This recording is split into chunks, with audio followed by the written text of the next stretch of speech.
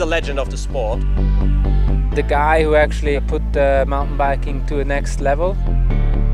17 years of winning World Cups and 2 Olympics. He was an idol for most of us here on the race circuit. Julien Absalon, the great. Great battles, where I always will remember. I'm impressed forever of what he achieved. Olympic champion, world champion, the record holder for World Cups, Julien Absalon! Let's start from the beginning. How did you get started with bikes? Where did that come from? I started mountain bike at 14 years old, so it's not really young. A friend of my parents asked me, "Oh, do you want to try mountain bike?" I did a loop with him, and he said to my parents, "Hey, he looks good on the bike. Maybe you can try to do a competition. There is one next weekend." And I went to the competition. I did the 7th position, but I was really happy. And after that, the weekend after, I did another one, and I won the race. 4 months after, I was 4th at the national championship. In junior, I was always on the podium, but I never won junior 1. But after that, I won everything in my 2nd year in junior. I won the national, the European championship, and the world championship in Mont-Saint-Anne. And at that point, I say, okay, maybe I can become professional riders if I continue like this. And I start with Scott International in Switzerland. And after that, I signed my first professional contract with Bianchi in 2001. It was really quick, and I never thought about that. I think, oh, it was just fun for me. I was happy to ride, happy to go on the competition. I become professional, but like this. It was still fun. Yes. I always had to battle against him, so I was never really kind of in a position where I said, hey, I can win here or something. As soon as Julien was on the start line, I knew, fuck, it's gonna be it's gonna be hard this time. Yeah, I had so many nice battles with him, some tough ones where he won, but also some of the most beautiful where I was able to beat him. Is there any special battle that you remember, like, oh, that was a tough one, or a race, or? The harder races are when you don't win. If you try to win the overall World Cup, you have to fight each races to have some points. And some days you are not in good shape. It's not there. It's not your day, but you have to push because you have to take some points. And sometimes to take some few points, it's very hard. Do you have one very good moment that you remember from your career and one very bad one? Do you have those extremes? Yes, for sure. The 2 Olympics victories are maybe they are always in my memories. But also the last time I won the World Championship in Norway, it was really, really nice because I won 4 times in a row between 2004 and 2008. And after that, during 9 years, I was trying. Didn't come together? No. And at the end, at 34 years old, in front of Nino Schurter, after a really nice battle, I won another time. And it was really great. And also, my 2 victories at home in La Bresse, the World Cups in La Bresse. It's a special moment when you can win in front of your friend, in front at home. For the bad moments, you can say, at the Olympics I won twice, and I did 2 times not good results. In London I had flat tires, so I didn't finish the race. It was terrible to have a technical issue during an Olympic race. And in Rio in 2016, I was on the podium at all the races, and finally I did 8 at the Olympics, so it was not what I was expected, and I was really disappointed. But that's also that the Olympics, it's a one-day race, everything can happen, the best things and the worst. His development from like the races, what I did, like 2.5 hour cross-country race, till the days right now, 1.5 hour full speed, he developed in that as well. So that's an amazing and a change and a hard change what he did as well. You were doing long races, and then through your career you had to do shorter races. Yes. Which is the opposite, right? Usually Yeah, you get it was older not and you go easy. longer. It was a big challenge to adapt my training to that because I won the Olympics in Athens in 2 hours and 15 minutes. I won in Berlin in China in 2 hours and 2 minutes, and Jaroslav Kulevi won in London in 1.5 hours. So it's really different. Also, before the tracks were longer with longer climb. Now it's really short. The climb are really short. And a little more technical now. And more technical with some artificial sections. How was the feeling of that first Olympic medal when you're, okay, I'm going to race the Olympics, and then you do well, you win? Were you like, okay, there's nothing else to do now? No, it was crazy because I was not the big favorite in Athens, and I won. It was one of my best race of my career because I was like a machine this day. I have no memories about the race because I was just going. And after the race, it's crazy because I was not prepared for the post race. That means the journalists, the TV, and okay, you don't go home because you have to go to Paris for TV. You have to go there after you go to Las Vegas for Interbike, and during 3 weeks, you cannot plan your. You don't own your time. Yes, and it was hard, really hard. He's just the person he is, and the guy that you see in the cameras is the guy outside. It's a quiet guy. He don't want to make too much noise to do the show. He just loves racing. You're a pretty reserved guy, right? You like being quiet at home, or have you always been like that?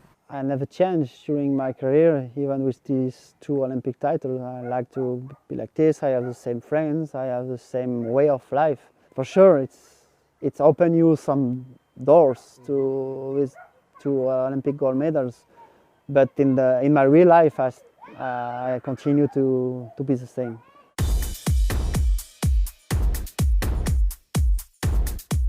You rode 26, then there were bar ends, then there were triple chain rings, then double, then you went through a very long list of developments, right? It was really interesting to see this evolution because yes, I start with 26-inch wheels, hardtail, double chain wheel. I never rode third, but and now I have a 29-inch wheel, full suspension, drop seat post.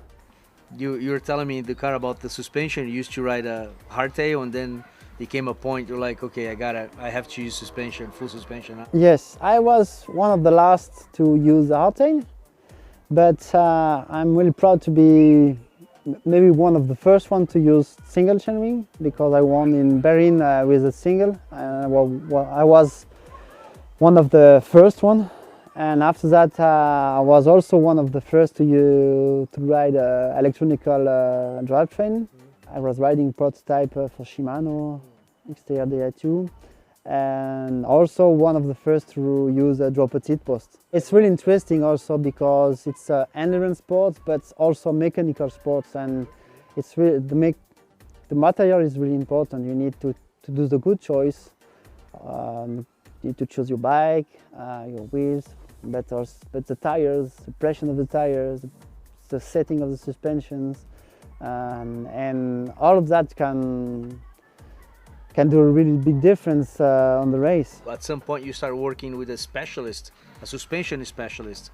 Do you see a time in mountain biking where you're going to have, like in motorsports, an engineer for your bike where you tell everything what's happening? It can happen, yes. I started now till 2004 with a suspension specialist. On each track we have different settings. We do telemetry like in motorsports, and after that we analyze on the computer what we need, and after we adjust the suspension. Set it up exactly for the course. Exactly, the good setup. I won my last world title in Norway in 2004 like this. He did a really great job on the bike. He was working for the National Federation, and after that I asked him, okay, can we work together for the future, and he is now the mechanic of the Absolute Absalon team. Nice. How important it was for you when now you're passing to Nalo and your new riders when they come, diet and rest and other things in your training? Do you eat everything, meats? Yes, I eat everything, but I really like to know how the body works, and especially with the diet. The fuel of the engine, and when you choose the good fuel, it works better. But you can eat everything. It depends the quantity and the quality, right? Yeah, no quality. And in terms of supplements and that kind of stuff, you probably saw a very big evolution through your career as well. Yes, but it's always better to find the vitamins and everything in the food.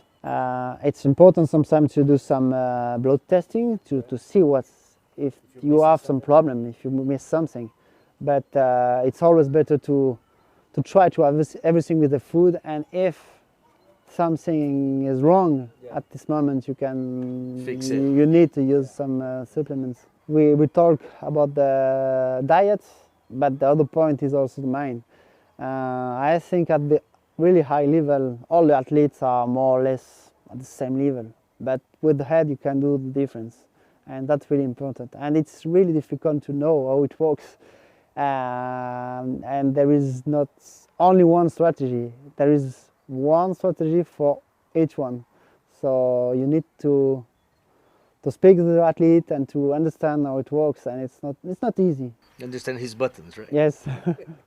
People always think like being a team manager, it's all easy because, you know, they just jump on their bike and then they race. But it's not like this. And especially when you were an athlete, as I was before, and then you transition into that role of being a team manager, you all of a sudden figure out how much work all those people, and it's not just the manager, it's everybody behind the team, how much work they put in, how much effort it is to put everything in place, how much effort it is to create a team that works together and stands for one goal. It's not that easy. It seems easy when you're a rider, but it's not easy at all when you actually have to do it, because you need to be creative, you need to push things through, you need to be the nice guy, you need to be the bad guy, all in one person. Well, my advice is one door closes, another one opens up. I'm sure he will find himself in a good position, still being with the sport as a team manager, and he's still going to be a very important person to give a lot to the sport of mountain biking. What do you think is going to be your team manager's philosophy? My team manager philosophy will be to understand the athletes and to propose them the best solution for them.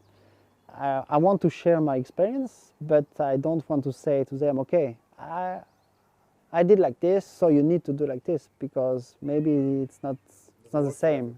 No, I have experience, but I don't want to impose some. So I will try to understand the riders. How do you see yourself in 10 years, man? I hope to be still in the mountain bike world, and maybe with a really big team. With a lot of Olympic medals. And yes. Do you see the team growing, going to I like hope. 4 or 5, riders? Yes, I hope. Before him, it was a different generation, I think. And I think Nino's taken over from Julien in the last sort of 2 or 3 years. But the battles that those two had when they were both Julien was kind of coming to the close of his big term, and Nino was kind of trying to establish himself. That created some really cool racing. Now that you're not on the start line anymore, you probably can talk more freely about your competitors. Who do you think are the really strong guys there? For sure, the boss of now, the boss is Nino Schurter. He's the favorite. Mathieu van der Poel is a really big talent. He is able to win on the road, in cyclocross, and also on mountain bike, and he is now focused on the Olympics. So he will do more mountain bike races because he wants to prepare the Olympics. So it will be also a favorite for the Olympics and for the next races, because he will ride the whole World Cup. Yeah, I think he's in a happy place. Like the decision, I think it took a lot of courage as well to really make this decision. But I think he's happy with what he does now. He has a lot of new projects. If you weren't a bike rider, what would you think you would be? I was fan of rally cars when I was young, so really? Yes, I love that. I love all the motorsports. I did one rally last winter. Oh yeah, in France. How did you do? Good. We were in my category. It was 15 Opel Adams, and I did fourth. Nice. I grew up idolising the guy. You know, I was in Rotorua, New Zealand, when he won his world title there as a kid with bare feet, running around like a madman.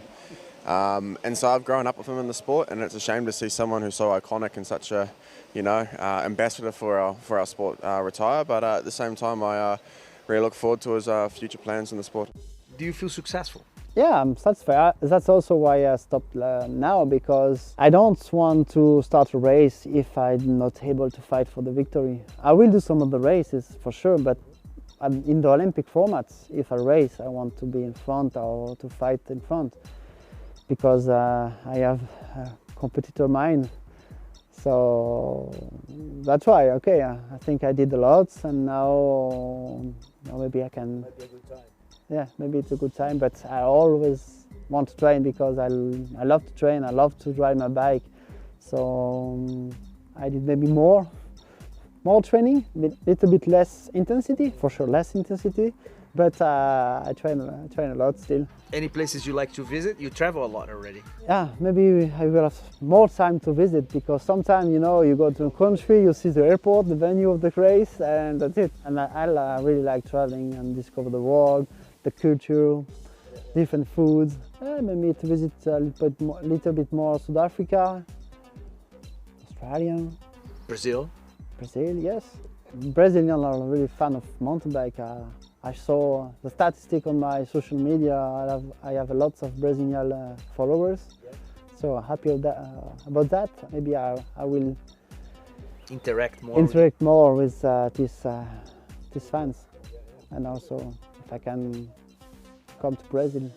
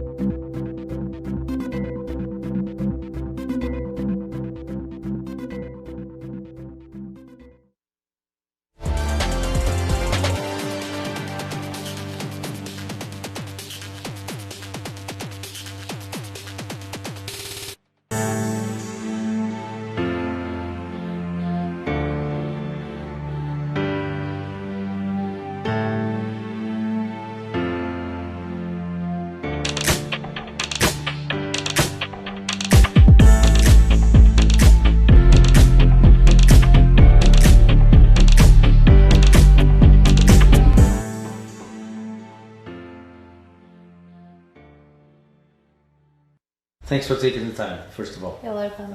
How did you get started? My father had a bike shop in the city where I was living, and my father and my mother was doing also road cycling, only on the road, not MTB. But yes, we are like a family of cycling. Was it very natural for you to get on the bike and start cycling, or? For me, yes, it was quite natural, but my mother didn't want that I will be a cyclist. She wanted that I do like artistic ski. She said that it was not really sport for female. So after one competition, I said, okay, Mom, it's not for me. I want to do like you. I want to ride my bike, and I start at 5 years old cycling. So that was early. It was super early, and I start a competition at 6. Wow. So yeah, now it's quite 20 years of cycling already.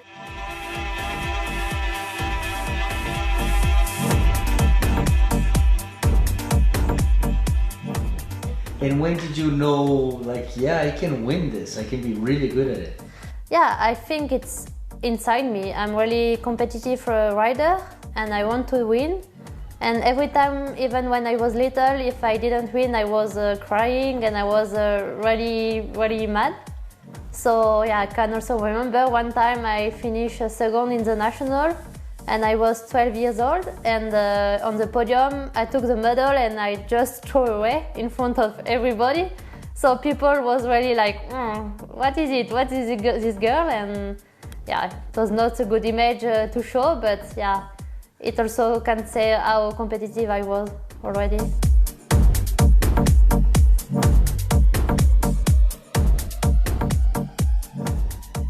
And was there any other sport that you tried, or you just stuck to the bike? No, I started with road cycling, and at 8 years old I started with MTB and later with cyclocross. So no, cycling is like all my life, and I really like what I'm doing now, so I didn't try any other sports. If you're not a pro cyclist, what do you think you would be, or what would you like to be? I would like to be a doctor, because I like to help the other, and also it's really long study in France to be a doctor, so I like these challenging things. And in my life, I all the time choose a more complicated way. So like now I choose cycling, but I choose road, MTB, cyclocross, and if I was not doing cycling, I think I will choose like long study and to be doctor. So everything really busy to help people, and just enjoying. Do you have like some social friends outside the cycling world, or you're very focused? I'm really focused with cycling because I want to be the best, and to be the best you have to train, to eat good, to sleep early, so it's not much time to do other things, other activities. So my life is all about cycling, and it's hard to have friends outside because maybe they don't understand, and maybe also you don't have time for them. So it's also why I like to be with my teammates. What are the main differences in training and living the life on the road, or cyclocross, or mountain bike? It's really different, and before I can say I really like everything the same. Because when I went on the road, it was to see my teammates and to race kind of different race, longer and with some attack, also with some tactics. On MTB it was more fun. It's like a big family, and it's 1 hour and a half racing, so it's really short. And cyclocross during winter, it's also good to race, and 40 minutes. It's a lot of spectators, and it's really nice. Now the races on the road are changing, and the mentality also, so I'm not really fan of that. So it's also why I want to focus more maybe on MTB for the next year, and to do more MTB and try to have one goal and to do it good and to perform in 1 or 2 disciplines, but not more anymore.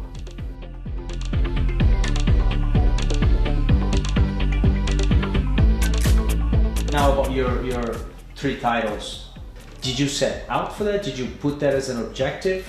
Or you said, hey, I feel good, I'm gonna keep going? Yeah, not at all. I had an amazing 2014 years, and I won like a World Cup on the road and on MTB. And at the end of the year, I was quite tired, and it was the World Championship in Ponferrada on the road, and I said, okay, I'll go, but I'm tired and I will do my best. And finally I won. And 4 months later, I won the World Championship on cyclocross. So it was also a big surprise for me because I even didn't win a World Cup. After, in 2015, I won the world title on MTB. And the day before, a journalist said to me, oh, okay, if you are now world champion on MTB, it will be like, something that nobody did before. And I said, oh yeah, okay, it's cool, but I just go for win and I will see later. And I won the World Championship MTB. And after that I realized that it was really big and I was the first one to do it. So it was quite an amazing feeling.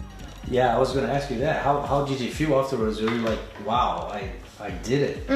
Before I didn't have any pressure about this. And after this 3 world titles, I start to be like not less confident, but people ask me more and more and more, and the expectation was too high, I think. And after that, you know how my 2016 years was, but it was quite hard to continue like normal life after that. Because it's hard to you can't just keep winning everything all the time. Yes, and when you had won everything, it's hard to to say, okay, now you have to do the same, and not the same, but even more. So yeah, it was quite complicated to assimilate and to train also for a bigger goal. And I always want to be the best and to do the best. And even one day I'm not good in training, the day after I want to be better. So every time I put like higher and higher, and at one point it's too much.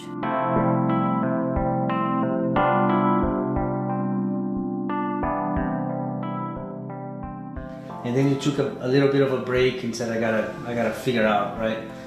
Not really. In 2016, so my goal was to be the best for the Olympic Games in Rio, and yeah, it was like a nightmare for me this year because I had many injuries, and mentally, it was hard to accept that I will not be even a medal in Rio. So it was really, really hard, and also, you know, when you are really high, people are nice with you, but when you are low, people can be really, really not nice.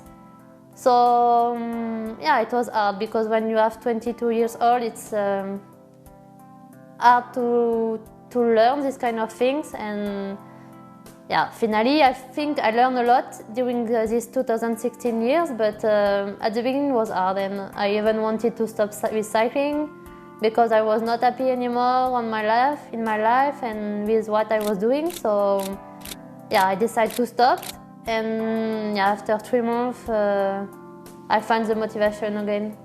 On the road or on the mountain? Just training, and after I said, okay, maybe I will do some races, and maybe, but like I'm really competitive rider, so after 1 month of training I said, okay, maybe I will start to race again and to have a small goal.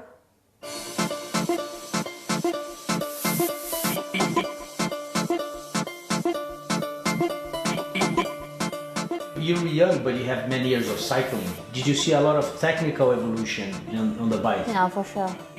Even if I'm young, I can see that, wow, it's incredible how the lap is now technical, and it's not only to be the best on the climb and to be powerful, it's to be the best in technical section.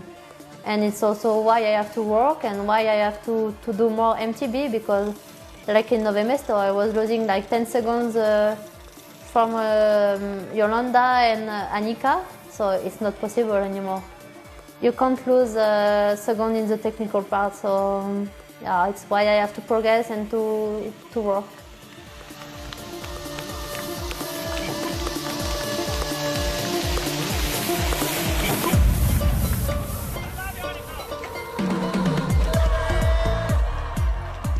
Are you very focused on watts and numbers and the technical side of training, or are you more of a feeling person on the training? I'm both, because I like to see what I'm doing. I really like to understand why I'm doing this training, but on the other side, if I focus too much on the wattage, or maybe I'm more a sensitive person, and I need to be good inside to perform outside. So maybe both.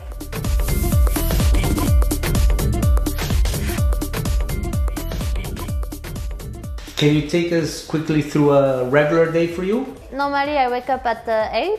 So Julien wake up earlier, and he already run and doing his stuff. So when I wake up, my breakfast is already ready because he prepared it for me. So I'm kind of a princess at home. I don't like to say that, but and after we go training at 10, and normally training is like 2 hours or even more. It depends what you have to do, and after we have a lunch at home. I like to sleep after lunch because I really need to sleep, and if I don't sleep, I'm a bit grumpy, so it's better that I sleep. For everybody. Yeah. And after it depends if I do core stability training or stretching or massage. It depends of the day. And normally for dinner we cook together and we go early to bed because we need to sleep. And sometimes we can watch a movie, but it depends. So this is my day.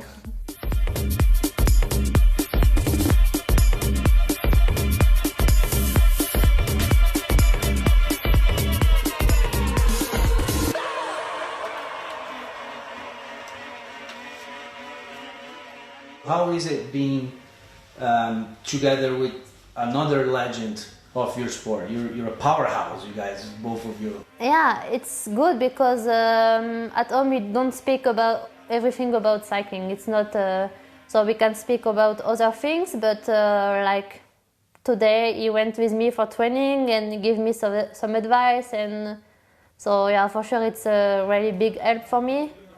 And yeah, I really appreciate it. But yeah, with us it's not all about cycling because yeah, we are two champions, but it's not why I like him. I like him because he's him and his personality and everything around. So yeah, he's important for me, but also like a husband and not only as Julien, the Olympic champion. Grazie. What's your take on nutrition and supplements and that part of the training? As you know, it's really important to be light, also on MTB, because when it's steep, yeah, you have to climb and you don't have to climb many kilos extra. So I'm focused on it, but in the past I was maybe too much focused and sometimes it's not really healthy. So you have to find the balance between healthy and not sick. So sometimes it's not easy also for women because I think we are really like this with weight and with food. But I think I find a good balance, and also with Julien, he is really expert of nutrition, and also to be together it's easier because we eat the same, and I think I made some mistake from the past, but now I feel really confident about the nutrition and with the food. He doesn't come back to the TV at night with a big pot of ice cream in front of you? Not at all. No, because he doesn't like sweet. So no, we don't have even ice cream at home. So for sure it's easier because I like it. So he's more of a cheese and sour salt yes. food. He eats a good element in the right moment. So it's also good to have him, and yeah, it's good.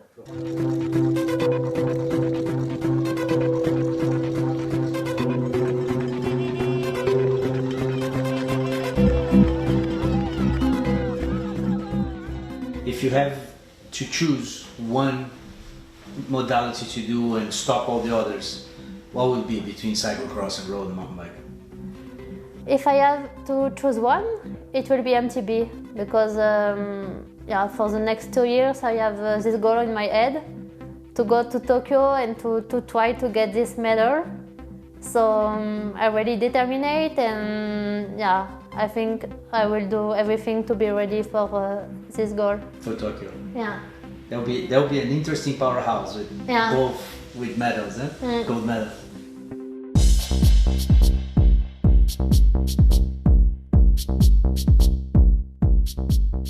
Who would you like to meet? You know, a person of any era, any sport, or any profession. It's a good question. When I was young, I was really fan of Lance Armstrong. Oh, yeah. Yeah, but you know, when you are young, you don't imagine what happened with him and with everything with drugs. So I was really fan of Lance Armstrong, and I tell this in the interview. I think it was 3 years ago. And Lance Armstrong wrote to me and he said, okay, if one time you go to US, we can go on the bike together and just discuss. And so I would like to meet him, not because of what he did, and I think people also need a second chance, but just because I think he was a really professional athlete and a really hard worker. Yeah, for me, he's still like the best cyclist in the world, so I would like to meet him. Did you have idols besides, you said you appreciate Armstrong when you were younger? Did you have other idols growing up, other heroes or idols, people that you look up to? No, I don't have really idols because Yeah, everybody is different, but like when I'm on start line, for example, in World Cup, I really like admirate Gunrita Dale because she's such a great athlete.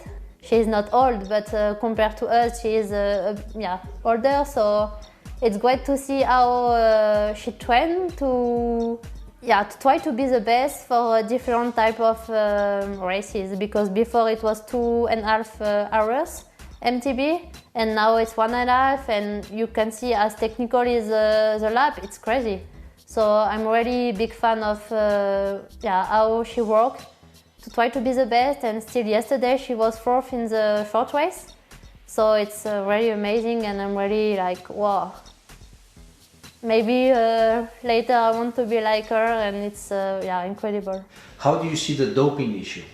Yeah, to be honest, I don't think really about that, because on MTB I don't think we have any case since the last few years. On the road with women it's the same, so maybe it's different with men.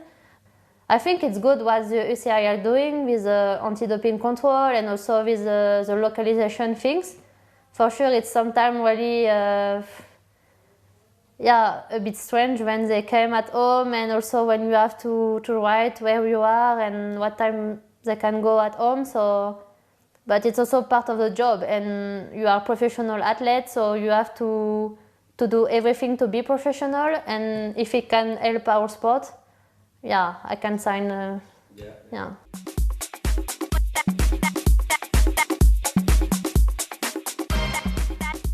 Who do you see as your main competitors in the women start line?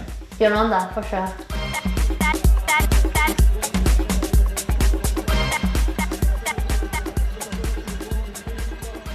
She's the boss now.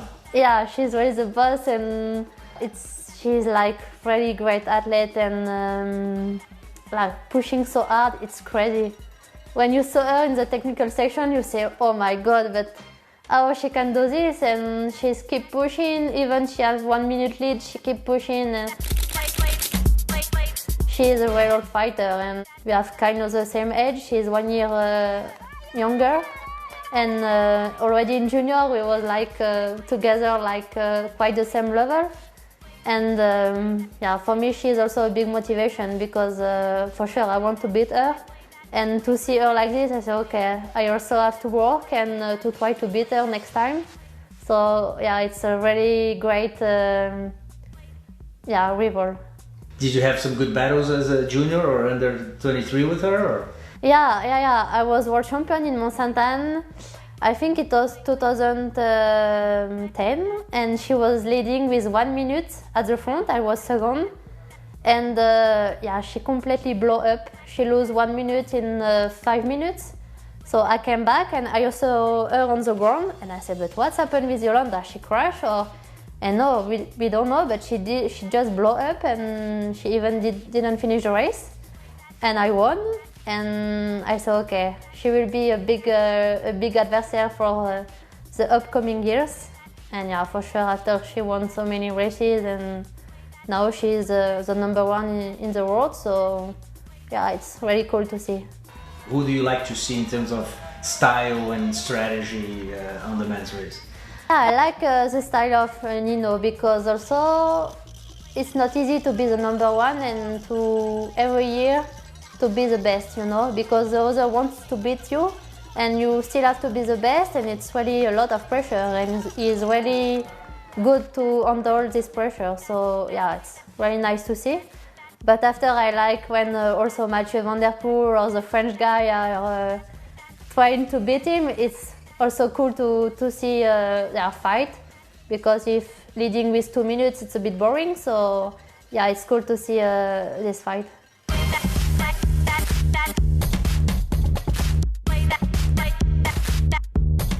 Is there a favorite pastime non-related to cycling? I like to go shopping. I also like to walk with my dog, and to spend time with my family. You train your dog? Yeah, we we have a dog at home. His name is Rio. I get it after the Olympic in Rio de Janeiro, and yeah, I was really like kind of sad, and I saw this dog, and he was so cute that he was looking at me like this, and I said, okay, I need to get it. So yeah, I buy it, and I said, okay, your name will be Rio, to have a good memory of Rio. So yeah, he's really sweet, and I really like to be with him. Any countries that you still wanna visit that you say, well? I visit already a lot of countries, but I would like to go in Asia to see more and to also discover more places. Yeah, why not to come back in Brazil to see more? Properly now, a nice trip without having to. Yes, not to be too focused on one thing, but to like travel more and discover. Yeah.